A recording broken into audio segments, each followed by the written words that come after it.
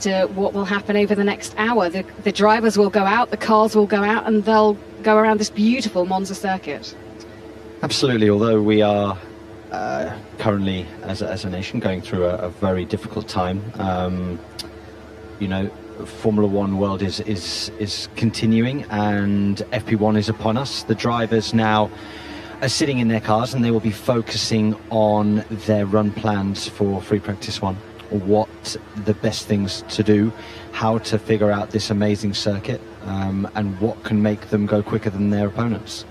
Well, the session is due to get underway. Lights about to turn green, so it's over to Sam Bird and Jack Nicholls.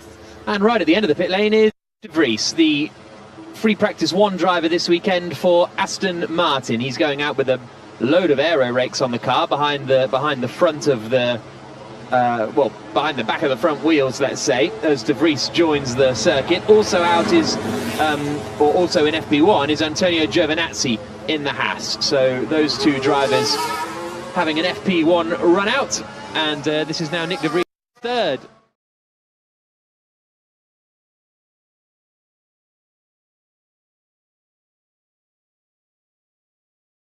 There's maybe a little bit of frustration for Nick De Vries when the first thing he's asked to do is probably go and do a straight line speed test with all these aero rakes on. He probably wanted to get stuck in and show what he can do. Absolutely, but the team, at the end of the day, he's employed by these teams to drive their racing cars, paid to do so. So they're picking up valuable data that they can use for the rest of the weekend. Notice how when you're running those great big aero data collection units on the front, that there's no curb striking whatsoever. So he will have been told not to strike any curbs, because that can disrupt the data that he is giving the team. So if you watched him there on board, then you would have noticed that. We've got 58 minutes and 34, 33, 32 seconds.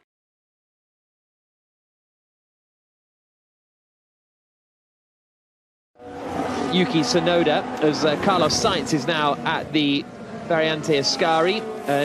Special livery this weekend as well for Ferrari. They've got some yellow flashes on the top of the car, and both drivers wearing yellow helmets as well to commemorate 75 years of Ferrari road cars. That's the celebration this weekend for Ferrari. Fairly confusing seeing them yesterday, actually. They looked like Renault drivers when they were in the press conference, because they were in a yellow race suit as well. Worth noting that we do have quite a lot of grid penalties being incurred this weekend. So Hamilton has already said that he's going to have to take a new engine after the power unit 3 wasn't able to be recovered for this weekend. It may well be in the future. So they're on their 4th power unit. Gearbox problems for Schumacher, so he's going to be going back. Tsunoda has a 10-place penalty for 5 reprimands, the 5th being picked up last time out. Bottas and Sainz also grid penalties, and we're expecting others to follow, potentially Red Bulls. Yeah, so we're getting to that point in the season, aren't we, with, what, 6 races to go after this one, that teams are pretty sure now that they do need to take a new power unit, or part of the power unit anyway. De Vries, everybody out on circuit bar Latifi, Albon and Russell. Those are the 3 drivers in the pit lane at the moment.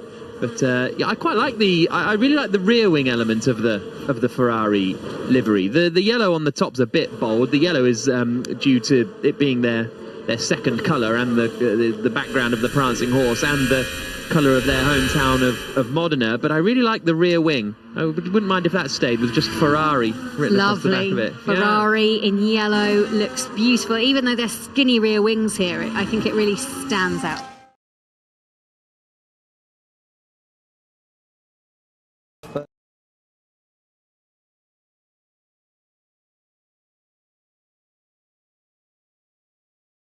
The brand, and then when it became a racing team, it was the red that then brought them forwards to that colour. So now everybody obviously sees Ferrari as a red car, but going back many decades, it was a yellow car, Jack.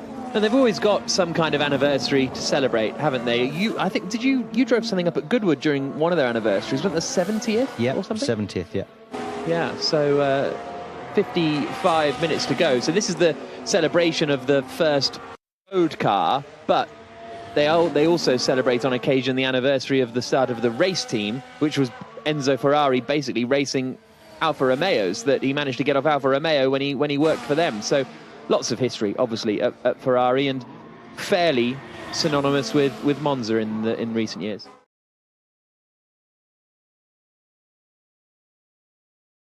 Extra gearbox components, as is Yuki Tsunoda. That's not in conformity, so they will endure grid penalties. So add Sergio Perez to the ever-growing list of people who will be starting further back the grid. I've just had the documentation as power units as well. Let me scan through that. But basically, you've got Bottas, Tsunoda, Perez, Verstappen, and Hamilton. So they will all take penalties as well. So it looks like there'll be very few people at the front. Well, yeah, so who's on pot? Russell? Has Russell got anything?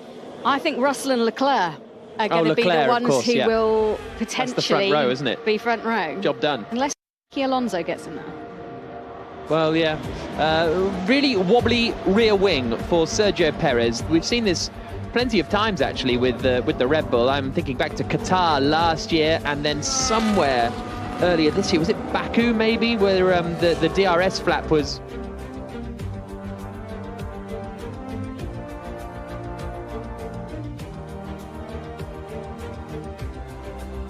As if a component has failed in that, not in the main plane, but in the area that obviously moves the wing for the DRS. I can only imagine that he'll be boxing now. No, he's continuing out on the circuit, but not opening it. No, not opening it. So they've obviously seen the problem. They think they might as well carry on with some running on these hard tyres, because they might even be doing a race run at the moment. And quite often, with a race run, you don't open the DRS to sort of better simulate race conditions. Verstappen is quickest on a 25.230. Tsunoda's return to the pits. We saw some sort of stuff from the back of the car. Whether that's related or unrelated, we'll try and get to the bottom of it. Gasly's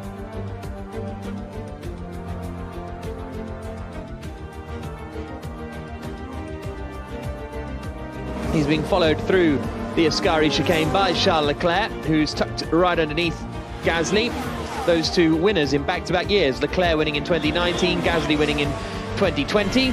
And the sound you can hear is the Ferrari of Leclerc coming up into the parabolic at the final corner on the circuit. Real mix of tyre usage. Majority of people going out on the hard tyres for this session, but Ocon on the mediums, Ricciardo on the mediums, Albon on the mediums, Bottas on the mediums, and then Magnussen, Giovinazzi and Tsunoda all went out on the soft compound tyre. So that'll be interesting to see how that affects things, and quite a big lockup for Leclerc as he tried to make that pass on Gasly into the Rettifilio chicane, and another lockup from someone else first.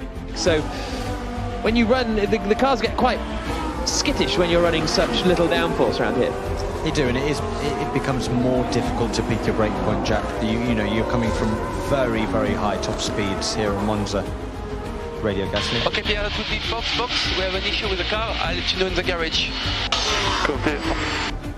So Gasly being told he does have an issue with the car, whether it is the wispy smoke, but it is a bit concerning for both AlphaTauris that they are being sent back to the pit lane in the very early stages of this session. Perez quickest, Verstappen second, 0.2 further back, both on the hard tyre.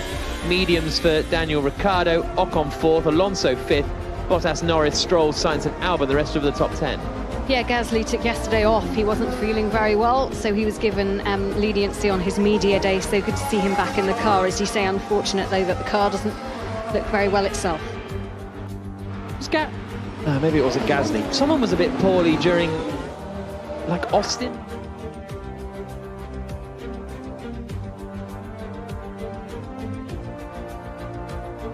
I can't remember exactly where it was. Yeah. So I remember that bit. I want to say Abu Dhabi, but maybe not. Returning to the pits is Pierre Gasly, and the AlphaTauri will be wheeled back into the garage. So both of the AlphaTauris now in the pit lane, everybody else out on circuit, and Alonso goes to the top of the time. So 1 minute 24.935 for Fernando Alonso, ahead of Perez and Verstappen. Some really interesting chat about the Alpine and McLaren performances this season yesterday. Lando Norris saying that Alpine have done a pretty bad job to be only as far ahead in the championship of them as they are. It's 24 points, the gap between McLaren and Alpine, and Norris was saying, yeah, I think we're that close because we've done a pretty good job and they've done a pretty bad job. And Alonso too reckons he's lost about 40 to 50 points through reliability issues so far this season, even though he has got 10 points finishes in a row, Fernando Alonso. But if anyone can get a result out of something, it tends to be Alonso. Yeah, he tends to be the one that can extract the maximum from any machine. You know, it's going to be a loss for Alpine definitely next year, not having Fernando Alonso. Although age is creeping up on him, he certainly hasn't lost any of his speed or tenacity on the racetrack. Antonio Giovinazzi coming through the final corner in the Haas, driver who raced for Alfa Romeo last season alongside Kimi Räikkönen, but then ended up losing his seat. Had a pretty tough season in the Formula E World Championship this year. Failed to score any points. Retired, I think, in the last 6 races of the season, Giovinazzi. But despite that, he's had a front row start in London, which was the only real highlight of his year. But apart from that, has been constantly in the chatter for maybe a race seat in Formula One here or there. Whether it's particularly strong chatter, I remain to be convinced, but he's out there doing a free practice 1, and he's only a tenth slower than Kevin Magnussen at the moment for the Italian. So a home race for him. Well, he's actually from the other end of Italy, from Martina Franca down in the Puglia region of Italy, as opposed to the north of Italy, where Monza is located, just south of the Alps. But nevertheless, home event for him, with 48.5 minutes to go. Not a huge amount of racetracks in southern Italy. Well, not road tracks anyway. A lot of kart tracks down in the south of Italy, but not a lot of sort of racetracks, as it were. It's your fact of the day. Do you want another fact? It better be as good as southern Italy kart circuits. It's all the grid penalties. Oh, great. Hamilton with an ICE, the turbo, the MGUH and K, and a new exhaust, but that won't be penalised, so he's back of the grid for sure. Verstappen with a new internal combustion engine, Perez the same, and an exhaust which isn't penalised, with gearbox, case, cassette and the driveline. Sainz basically has everything, I think. I think it's 15 places, but I'll work it out later. He's got MGU-K, the electronic storage, he's got the gearbox, case and cassette and the gearbox driveline. Tsunoda with pretty much everything, very similar actually to Sainz. And then you've got Bottas with ICE, TC, MGU-H, and the exhaust is being replaced as well, but not penalised. So plenty of people starting towards the rear end, between 10 and 15 places, apart from Hamilton confirmed at the back. So it's Verstappen. How many's Verstappen then? So Verstappen, I've got. Is he only +5? I think so. So by the time everyone has penalties around him, he could still be on pole position potentially. Potentially. I need to. Yeah, I think it's 5 places for Verstappen. Yeah. So he's not exactly back of the grid. End of lap 1. Yeah, precisely. 47 minutes on the clock. Verstappen is quickest at the moment on the hard tyre. 1 minute 23.2. A second quicker than Esteban Ocon. His teammate Sergio Perez in the other Red Bull has returned to the pit lane.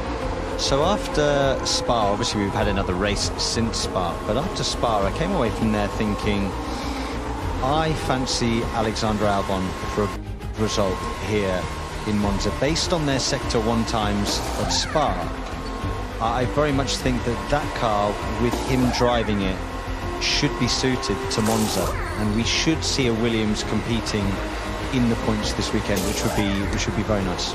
Yeah, I think that's a very, very good point, because Albon and Latifi in Sector 1 at Spa were absolutely rapid, weren't they? And he's currently 3rd quickest, a fraction slower than Esteban Ocon, both on the medium tyre. Nicholas Latifi had an engine issue in qualifying in Zandvoort. That's why he ended up so far off the pace, but he says there are still some mysteries as to where his pace is in general.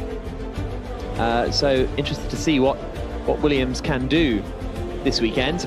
Verstappen is still fastest, Ocon second, Albon third, Alonso fourth, Perez fifth, Leclerc is sixth, Tsunoda's back out on circuit on the soft tyre, he's in seventh place, eighth is Valtteri Bottas, ninth is Stroll, and 10th is Daniel Ricciardo.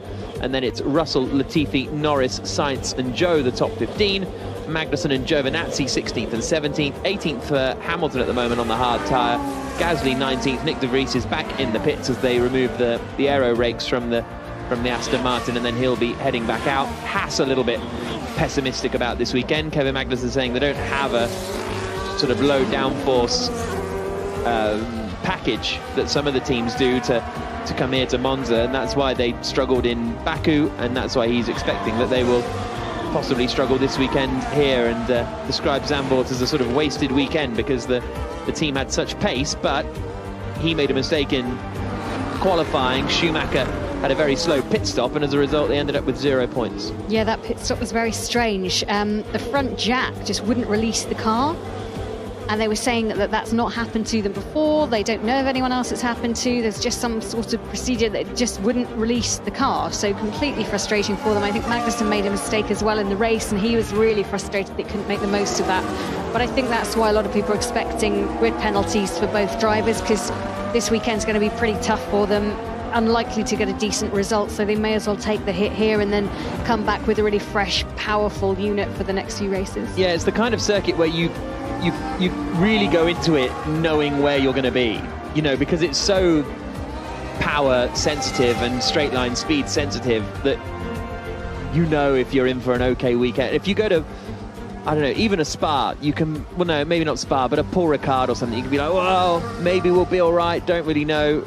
Monza, you turn up, broadly speaking, knowing what weekend you're in for. Yeah, Monza's all about having a slippery car in a straight line, a lot of power, and being good on the brakes.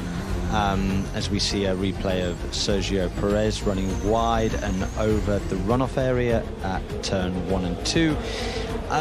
So yeah, I think we know what the pecking order is most likely to be this weekend. I mean,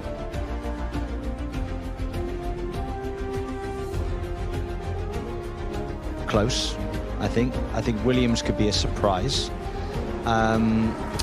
Mercedes, I can't imagine being in the fight this weekend. I can't see it because I don't think they've got the power, and their car isn't slippery enough in a straight line.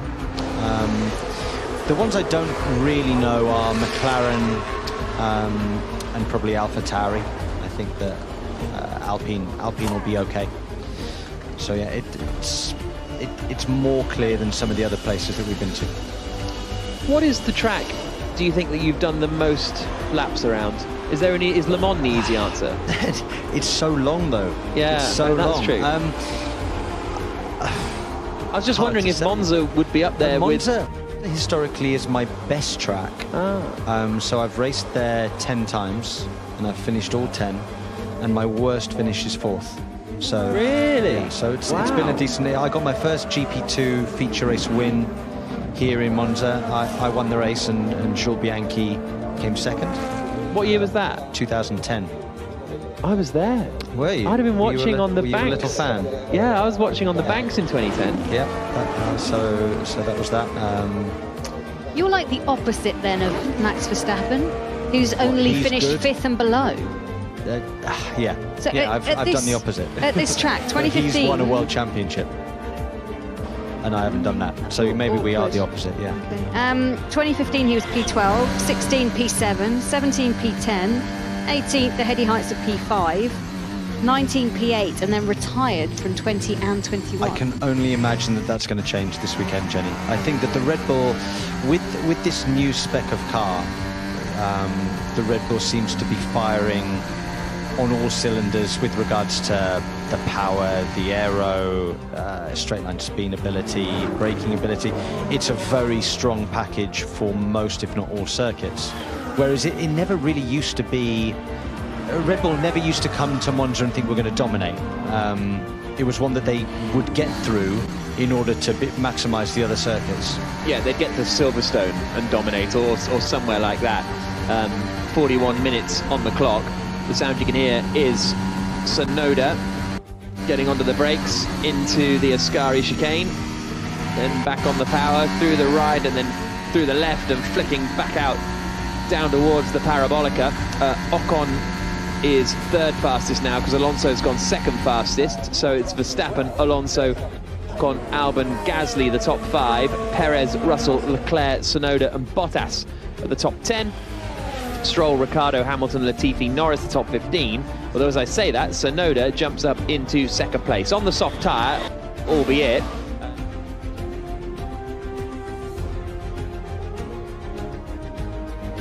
quicker than Fernando Alonso in third place. As I say, Ocon in fourth. Outside the top 10, you've got Lance Stroll in 11th at the moment. 12th is Daniel Ricciardo on the mediums. Hamilton on the hards in 13th. Latifi 14th. On the hard tyre, his teammate Albon's out on the mediums, but still a 1.4 second gap between them at the moment.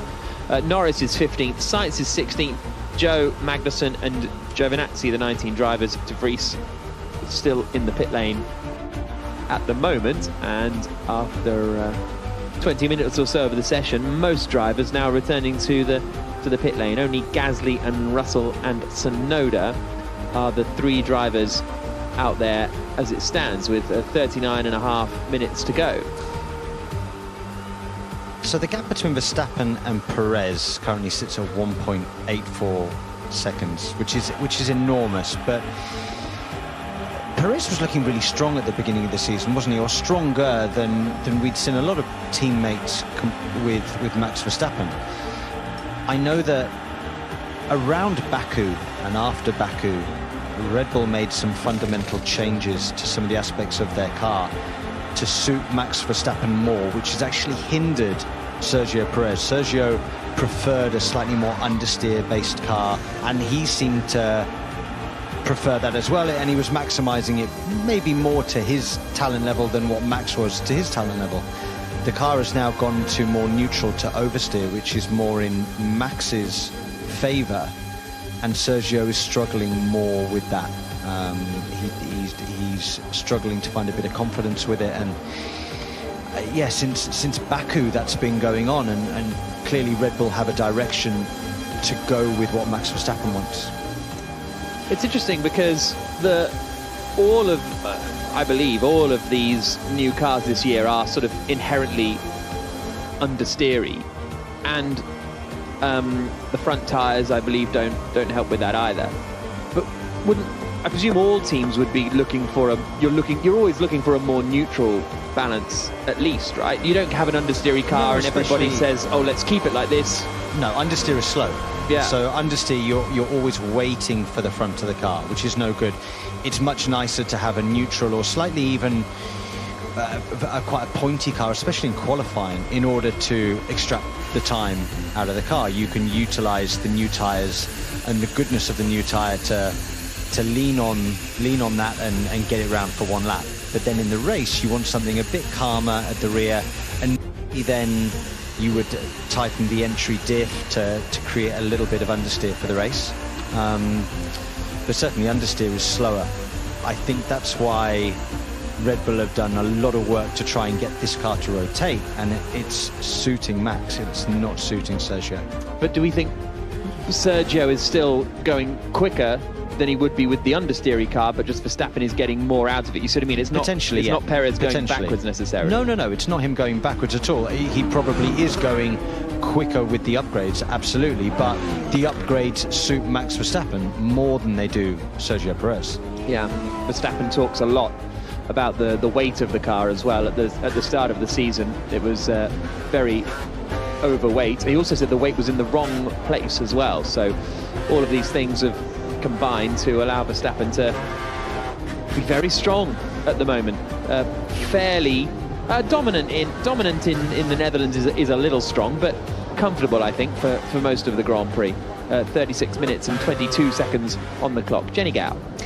Yeah, just having a look at Ferrari, and Carlos Sainz's car is actually up on the stands. I've asked the team if there are any particular issues. They said they're just comparing different items during this session, and I think a lot of people are maybe not switching 100% of their focus to 2023, but they will certainly begin to do that now and start bringing little bits and pieces that they want to test ahead of next year. There's no major regulation change for next season that we know of, so it'll just be a continuation of this theory and design.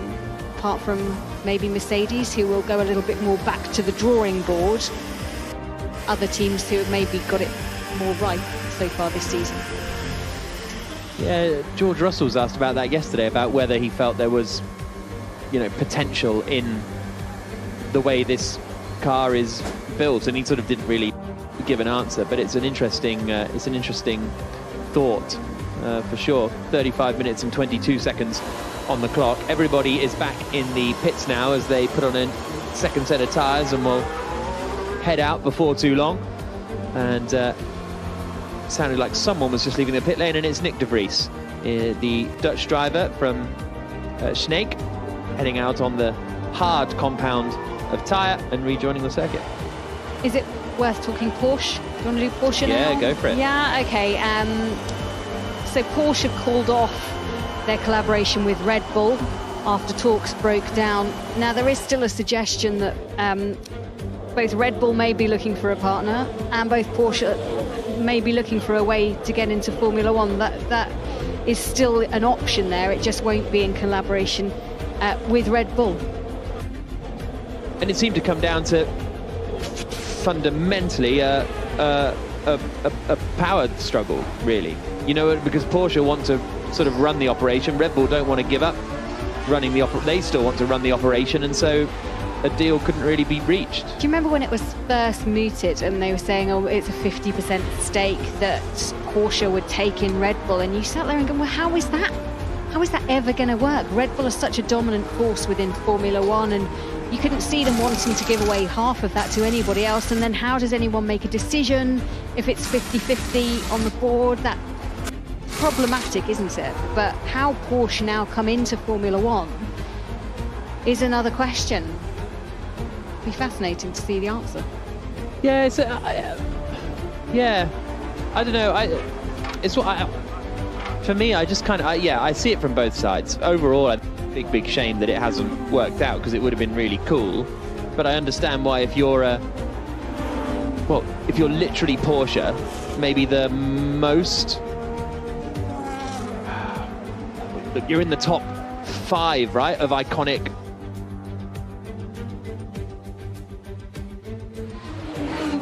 I don't know. I mean, that's maybe kind of it in terms of maybe the Lamborghini.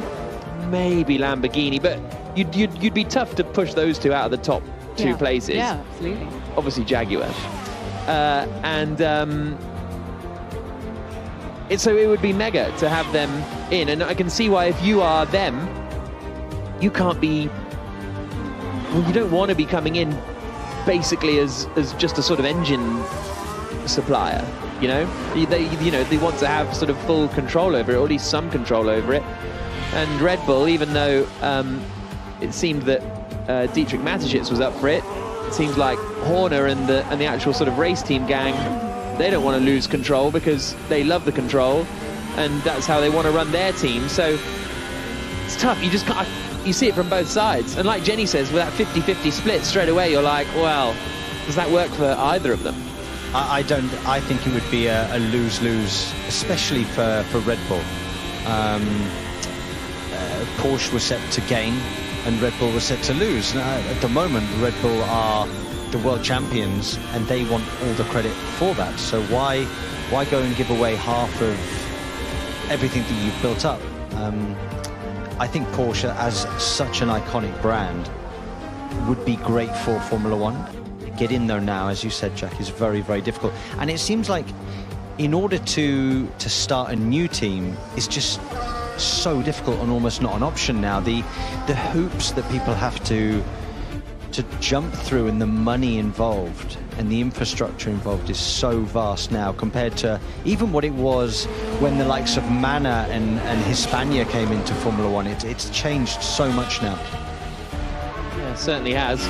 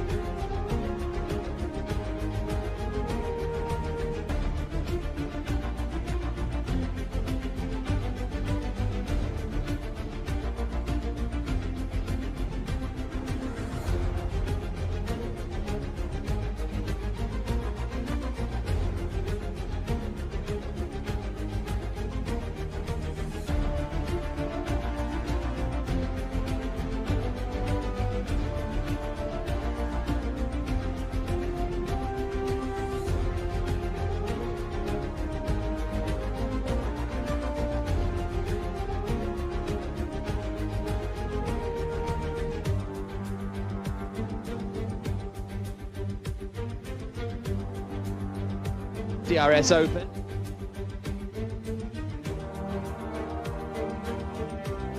Up into the Rettifilio chicane, through the right and then the left, and then slices between the Aston Martins and down towards the Della Roggia. First sector split, and he's 200ths up on Charles Leclerc in the Alpine. So pretty quick first sector for Fernando Alonso. Little kick up of the gravel on the exit of Della Roggia. Now he's into the first Lesmo corner, then into the second, and then on the run down towards the Ascari chicane. Car looks very, very lively out there, doesn't it? He's pushing. He certainly is, through Lesmo 2, now down towards the Ascari chicane. Braking at about 60 metres. There we go. Throw it over the curb on the left, round the right, hug the curb all the way round, and now down the straight, line of least resistance, all the way up through the gears.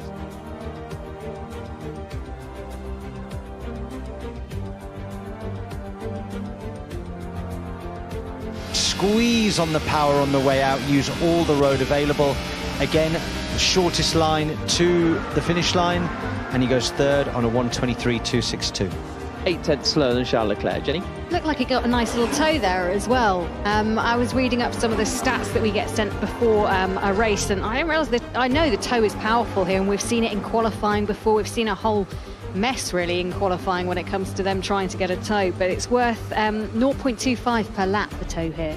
And Ferrari, we've already seen them so far this season trying to utilise that toe, especially in qualifying. We saw it in Spa. So Sam, is it inevitable, especially with Sainz picking up good penalties, that once again he'll go out there and they'll try and orchestrate some sort of potentially successful toe for Leclerc?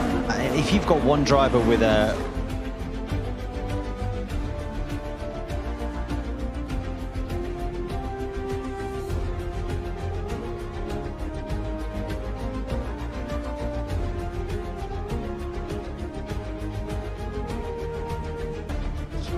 let's say 3/10, 4/10 off the pace of, let's say, a main competitor, and you get a great toe, you've got a great chance, a really great chance of putting yourself up at the grid, 3, 4, 5 places. But it's normally very, very close here at Monza in terms of lap times.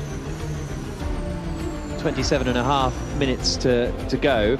Max Verstappen has had a bit of a lock-up coming into the Rettifilio on his new set of soft tyres, and I think that was on his outlap. I think that was leaving the pits, Max Verstappen. Yeah, because the front slip absolutely brown.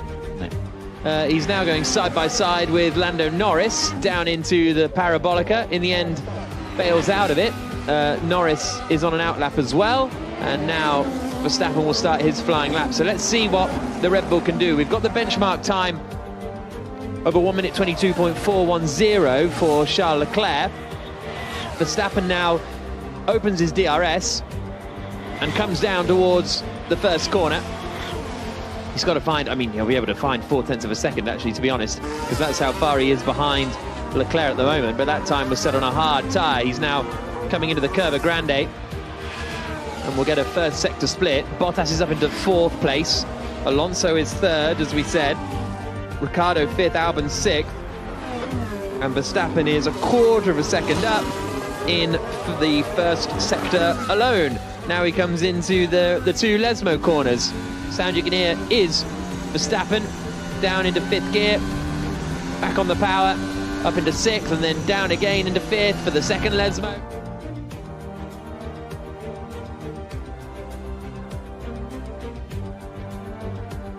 And the middle sector for Max Verstappen is now 3/10 up on Charles Leclerc, but he's going to get I think this car will dive out of the way as they come down the back straight. If not, he's getting a really lovely toe from it, I have to say.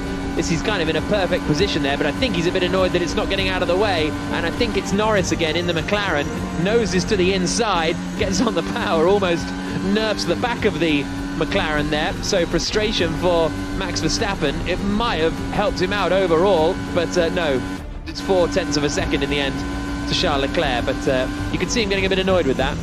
And rightly so, Jack. I think that was a little bit unnecessary. I get that Lando is on his own program, doing his own thing, but it was pretty evident that Max Verstappen was on a push lap on the soft tyre, and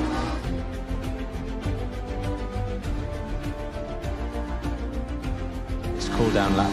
You know, he'll have another go, but that would be quite frustrating. So 4 tenths slower than Charles Leclerc in the end, although he was 3 tenths up after the middle sector. And we've got less than 25 minutes on the clock now. Leclerc quickest, Verstappen second, Alonso third, Bottas fourth, Ricciardo fifth, Albon, Stroll, Tsunoda, Magnussen and Perez the rest of the top 10. Here's Verstappen's radio. Well, the odd part was they'd already had an argument about track position starting the laps, hadn't they? And Norris was out on the hards, I think. Yeah, Norris was out on the hard tyres. A load of Flovis paints all over the rear wing, so he was always going to be slower than Verstappen. But neither of them wanted to yield position on the. Well, Verstappen in the end did on the. For him is 3 tenths slower than Verstappen. Middle sector is 4 tenths slower than Verstappen. So I don't think this lap time set the world alight for Russell. Coming down into the Parabolica now, might be up there with sort of Alonso and Ocon, but might be a little bit behind the Alpines. We'll see what happens. Russell drives towards the line now, and he does get ahead of the Alpine just about. So Russell into 5th place, a 10th ahead of Fernando Alonso. Ocon in 5th, Bottas 6th, Ricciardo, Albon, Stroll, Joe the 10. Hamilton is on an outlap and is just starting it now, actually. And Pierre Gasly's just starting a lap now as well. So the last couple of years we've been, as we see a picture of Sebastian Vettel sporting a very nice moustache in the garage. The last few years when we've been at Monza, we've seen some really bad cues going into Parabolica for the start of qualifying.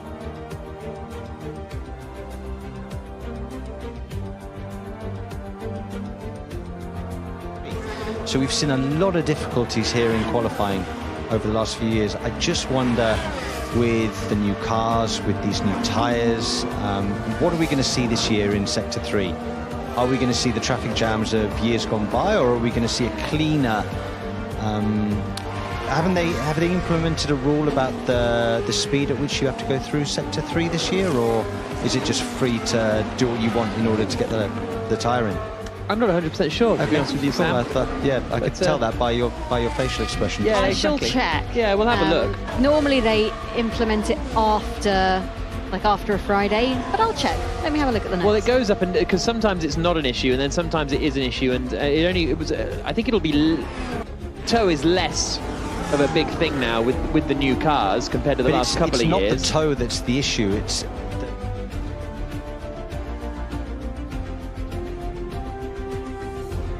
down into Parabolica, people trying to get a gap in order to then do their lap time.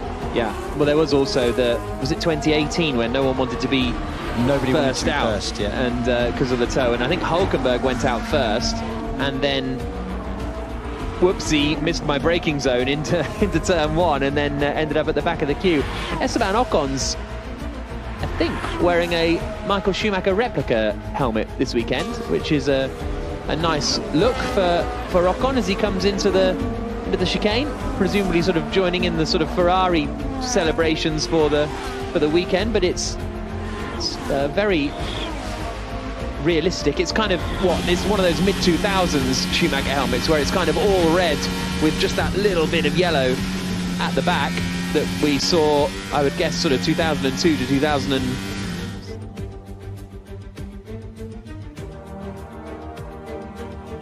Indeed, Ocon goes 4th quickest on a 1 minute 23.075. So fraction than Fernando Alonso has managed. Leclerc quickest, Verstappen 2nd, Russell 3rd, Ocon 4th, Alonso 5th, Bottas, Hamilton, Ricciardo, Albon and Joe the top 10, Gasly, Perez, Stroll, Tsunoda, Magnussen the top 15, Giovinazzi, Sainz, Latifi, Norris and De Vries, the 20 drivers.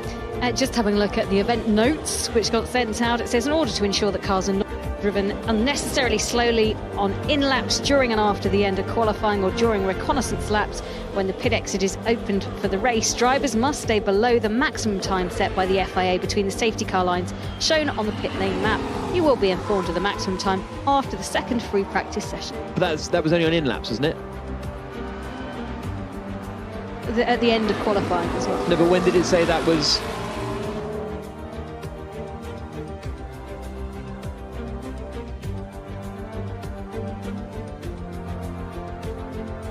There's nothing about prep laps. No, so... All right, hang on a minute. Let me find a bike bit. No, there might not be. There might Track be nothing limits there. I've got. There might be Turns 1 nothing and there, 2, Jen. turn 5 as well. I'm looking. Sorry. I might have sent you on a wild goose chase here, Jenny, but never mind. Sorry. 19 minutes and 41 seconds on the clock. I can tell you all the changes that have happened to the track. Oh, Resurfacing between turns 1 and 2 and 4 and 5 and 8 and 10. I didn't think you were actually going to. Yep. Verge on the right-hand side reduced by 2.0 metres in turns 8 and 10. They've taken off the curbs as well. The horrible sausage curbs have gone. Oh, that's good. Which is really good between turn 4 and 5, which cause all sorts of problems for all sorts of drivers in all sorts of categories. Yeah. Turns 4. Okay, so at Della Roggia. Russell out across the line, and he is going to start another lap. He's third quick.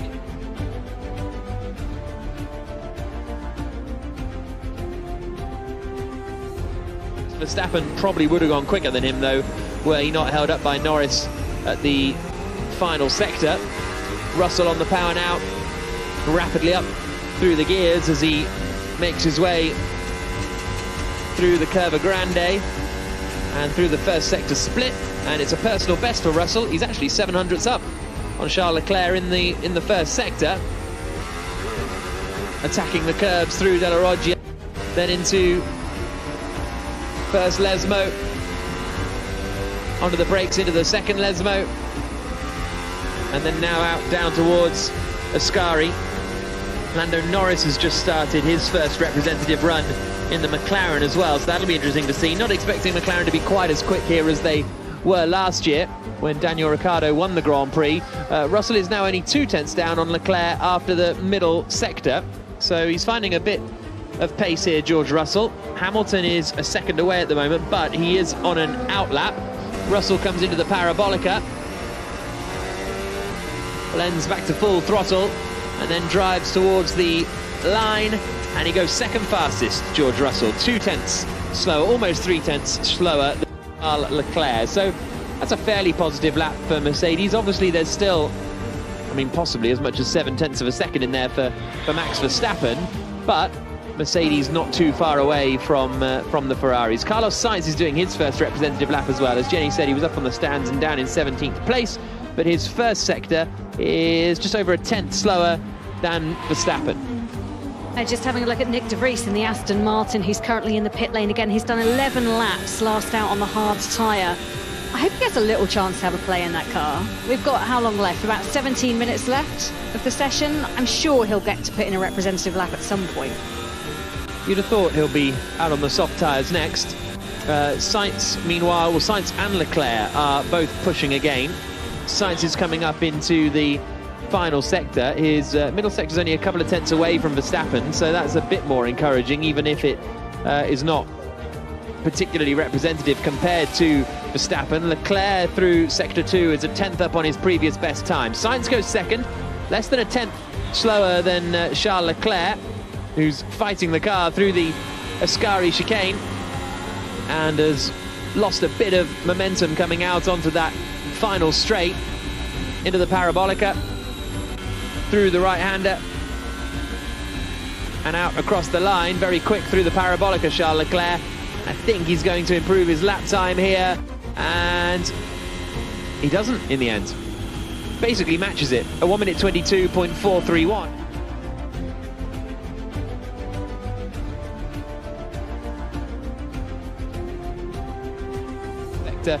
Of anybody, so it's a little bit more encouraging.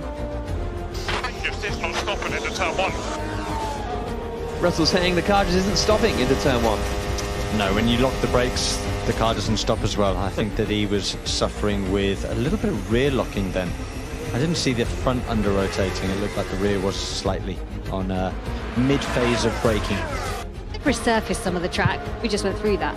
But it still looks really bumpy, and bumpy is not good for these F1 cars, especially the likes of Mercedes. And watching the Alpine, the Ferrari, the Merc, really reacting to this track. And I didn't think this one was so bumpy. Have I got that wrong, Sam? You've driven it enough times.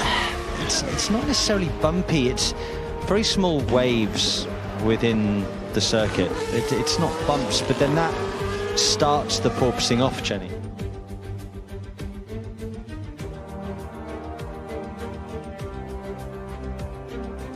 Not a fun thing to be in, and all the time, especially doing close to 340 kilometers an hour, picking a braking point at the end of that would be quite tricky.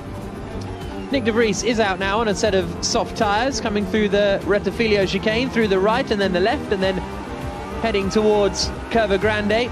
Daniel Ricciardo is out on the mediums.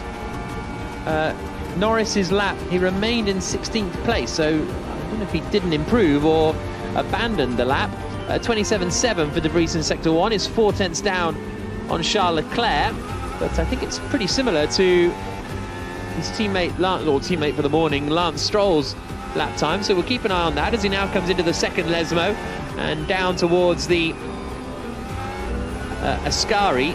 Stroll is 1.2 seconds away from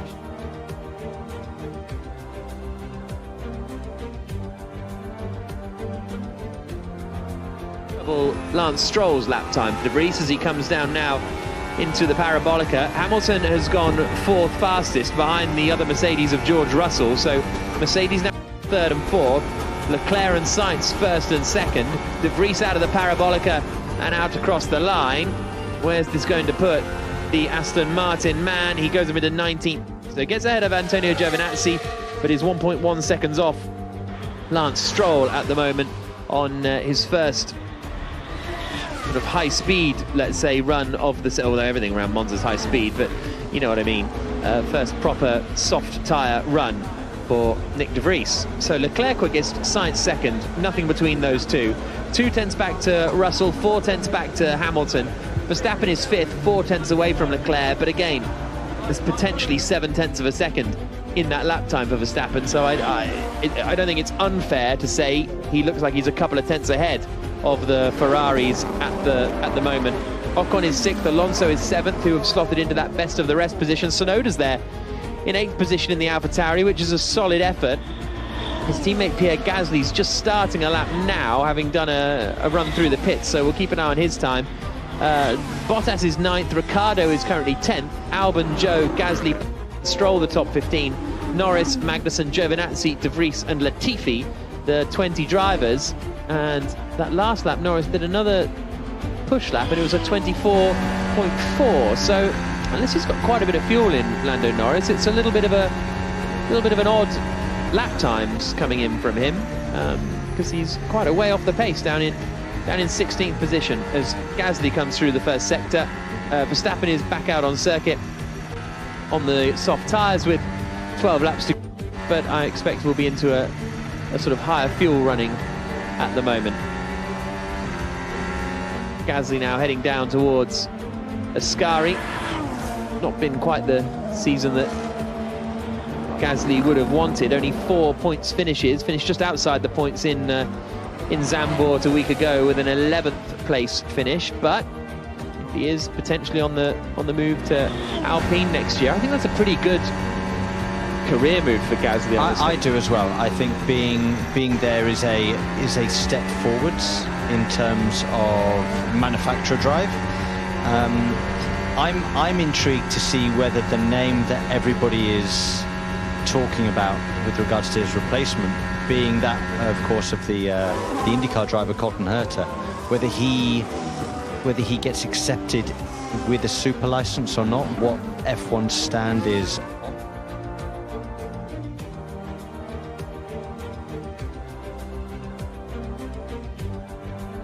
Super license points. If you don't meet that requirement, technically you're not allowed to become a Formula 1 racing driver. However, we've seen in the past that these rules are moved potentially. I know there's a lot of talk about exemptions, When's the last time they made an exception to the rule with letting somebody in on points? I can't remember any. Well, yeah, because But they only came in when Max Verstappen started in Formula 1. yeah, because super license points are nonsense, in my opinion. I think they're a nonsense. I mean, I get the idea is to sort of, and you know, we've had all these outrages before. Verstappen's too young.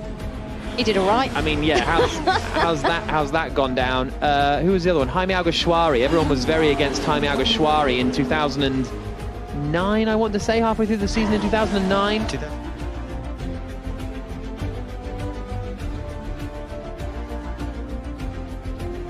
And then he was fine. So I don't know. It's just a weird nonsense. I think rule. if a team believes a driver is talented enough and they're there, not paying, they're there based on speed and talent shown in another series. Personally, I don't think it matters about super license. And I think there are drivers out there that pay for their drive,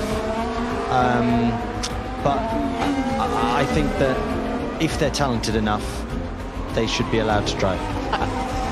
And also, I think that, yeah, you have your sort of UGE days who came in 2006, I think, for Super Aguri and flipped someone over at Imola or something. And after that, he had his super license rescinded. So it's kind of gone that way around before. And if you get someone that's a real shocker, maybe have a word. But we're not in that period of Formula One anymore at the moment. There's not really, there's a couple of drivers on this grid through budget or through history or through circumstance or whatever. Latifi as an example, but Latifi is in no way a danger. And Colton Herta is, to me, demonstrably better than Nicholas Latifi. So to deny him Formula One because of these points that you have to accrue, that the FIA also weight heavily on their own series as well. So that's a little bit, not controversial, but a little bit, curious. I think it's all just a nonsense. I can't see a way that he's going to get in, though. Having listened to what senior people within F1 and the FIA are kind of leaning towards, you can't see a way that they're going to sort of fudge it and let him get through. Okay, we've had COVID, which meant that they had different weightings to points and they reduced some of the points for a little while, but that's not being taken into too much account now. And the chat about it seems to have gone away a little bit in the last few days, and you get the impression, well, you know that unless they can secure someone like a Herta to come into that AlphaTauri seat, then there's no way Gasly is going. And if Gasly isn't going, who do they put in Alpha? Because at the moment, Sam Bird looking pretty good for you. Well, yeah, absolutely. I don't have enough points on my super license. Oh. I used to have them. But this is exactly my point, right? Is that the super license points are so heavily weighted to the junior categories, which is fine. I'm not sort of against that particularly, because if you're doing the super license points, junior categories should get some. But you should finishing, I don't know, Herta's I think 8th in the championship or something in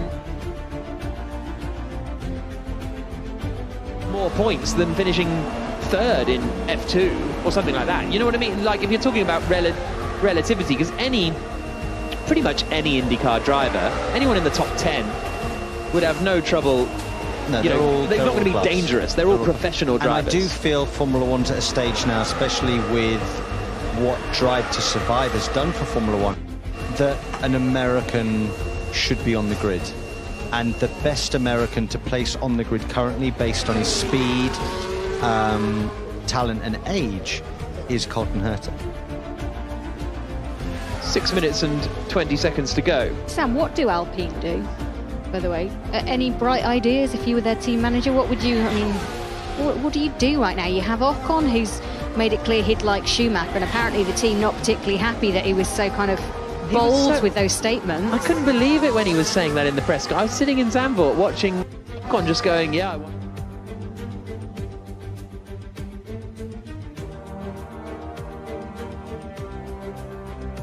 Ocon's like, nah, Simon Mickey's a great chap.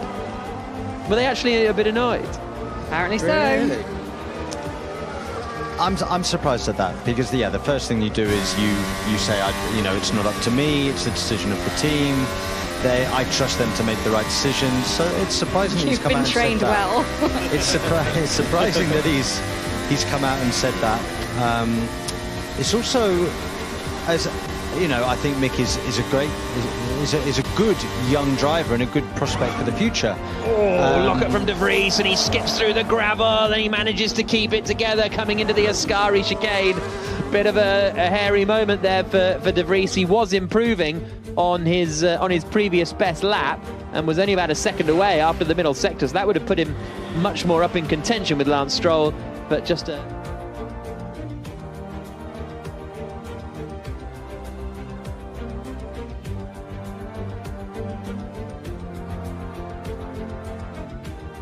want to cool down and try again, but that was not ideal, as we see Russell get traffic. Oh my god! Might just crashed into the back of Sainz there. He just packed up the Yankton turn 5. Oh yeah, crikey, he did, didn't he? He was sort of in Russell's way already, and then coming through the second part, the Roger chicane, kind of didn't get on the power at the second apex, and Russell did. But going back to the Schumacher thing, aren't there other drivers in Formula 1? I mean, the driver market seems so bizarre this year, doesn't it? It seems like the Alonso Vettel has just sparked this whole movement that is very difficult to keep.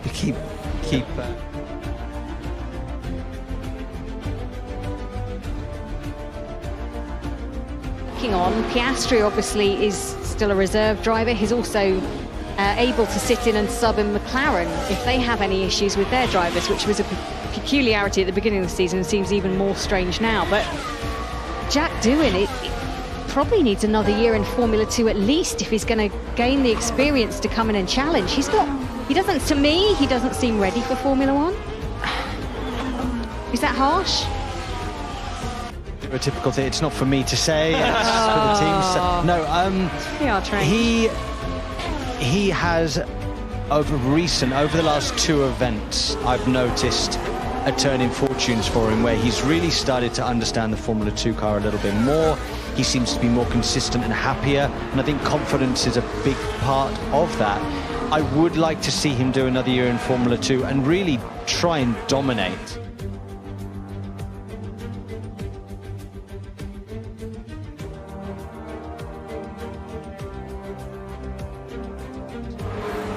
What other choices are there right now? Well, that's what I asked you at the beginning of this question about 10 minutes ago. I don't know. Jenny, you say it's not up to me, it's not my decision. Yeah, it's down to the team. I trust the team to make the right decision. You don't want to be necessarily the one having to make that decision in that team at the moment, because it's a sticky situation. The other thing with Herta, just quickly, is that I think he has and obviously contracts are there to be bought out, but he does have a deal with Andretti for next season.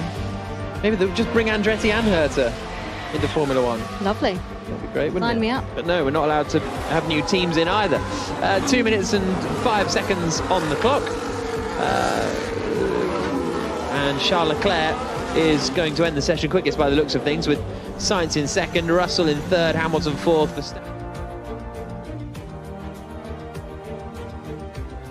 to the Rettifilo chicane at turn 1. Verstappen 5th, Ocon 6th, Alonso 7th, Tsunoda 8th, Bottas 9th, Ricciardo 10th, Albon, Joe, Gasly, Perez and Stroll the top 15, Norris, Magnussen, Giovinazzi, De Vries and Latifi the 20 drivers. I'll just quickly, Sam, I'm also interested in there's been a lot of chat about Ricciardo becoming a reserve driver at Mercedes. How is that going to be possible? The guy's a multiple race-winning driver. For me, Daniel, regardless of his struggles at McLaren, I think he still fundamentally deserves a seat in Formula 1. But also, if he wasn't in Formula 1, why not go and try your hand at IndyCar or Hypercar or something else? I mean, I don't understand why a guy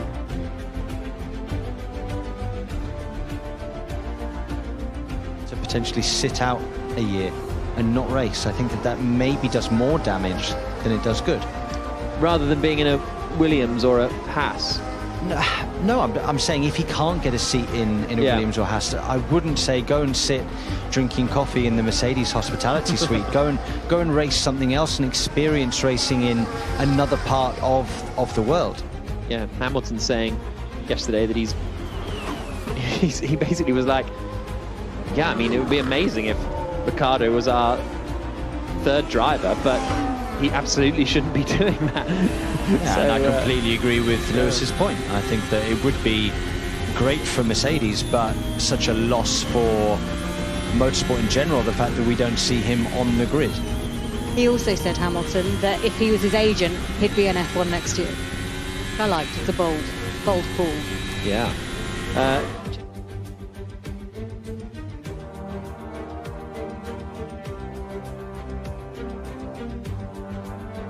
One of the Aston Martins, I think, did they have a puncture coming into that? No, maybe not. I thought I saw a little puncture or something, and then there was a little puff of smoke, but it was Nick de Vries, and he's carrying... No, it wasn't. It was Lance Stroll, I apologise, and he was carrying on his way, so fine, as Leclerc comes into the final corner now, and he's going to end the session quickest. Not a true representative quickest, I would suggest, because Verstappen lost so much time on his quick lap, but Leclerc and Sainz make it a Ferrari 1-2 at the end of the session.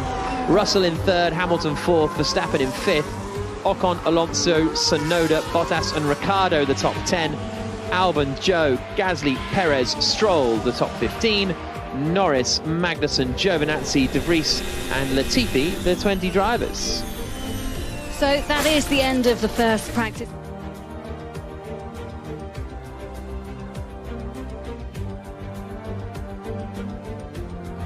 This where we had the 1 minute silence, we're applauding spontaneously afterwards, and they will be so keen, Sam Bird, to see their drivers go well this weekend. It's been one thing after another for them, but to come to Monza, even if it's just free practice one, but they will take heart from that.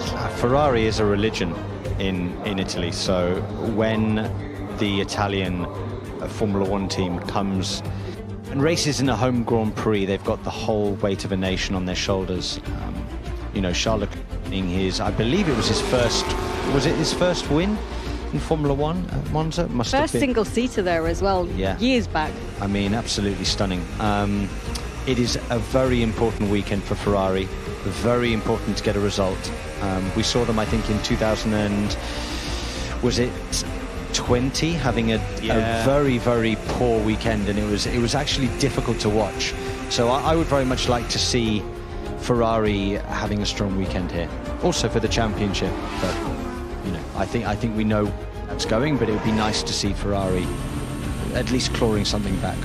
There's the Mercedes pair, third and fourth as well, with Russell leading Hamilton, but probably a little unrepresentative, do you think, Jack, from Red Bull, who they have Verstappen in fifth, but I'm going to have to scroll down to find out where Perez is, because he finished 14th on the second page. Yeah, Mercedes are the third quickest car again, so Prix. So looks like Red Bull have the edge over Ferrari at the moment, with Mercedes a little bit further back, but we'll see what Perez can do, because as we've said, Perez has sort of dropped away a little, and I think Russell's got a shot at the... Well,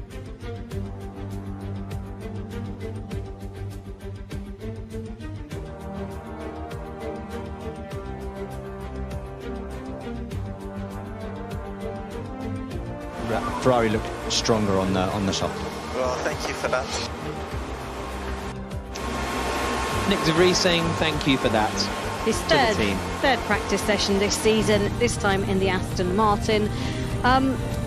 When it comes to these engine they didn't let him do a penalties, practice start. Everyone else is doing a practice start. Didn't let Nick do one. well, he's not going to start the race, so Yeah, but give it a go. give it a go anyway. So engine penalties. Hamilton starts back of the grid. Verstappen, Perez, Sainz, Tsunoda, Bottas, Schumacher. Those are the ones so far that we are aware that will take penalties. As you say, Jack, that leaves it open at the moment for the likes of Russell and Leclerc to go out there and start on the front row. And this a track where you really want to be, starting on the front row. Yes. Or no? Yeah, absolutely. But Leclerc on. But the thing is, if Leclerc's on pole and Verstappen's sixth, with the straight line speed that the Red Bull has, it could be a toughie. Although we'll have to, in free practice 2 and then free practice 3 and then qualifying, we'll get a better example of just exactly how quick Red Bull are. And it's a little unclear at the moment how much of an advantage they have. And we will also see how far back he will start, because on weekends like this, you generally see some penalties and then more penalties accumulating as we go through the weekend. Right, we will bring you practice 2 coverage from 4 o'clock, so a couple of hours time. Make sure you join us for that. Thank you very much and goodbye from free practice 1.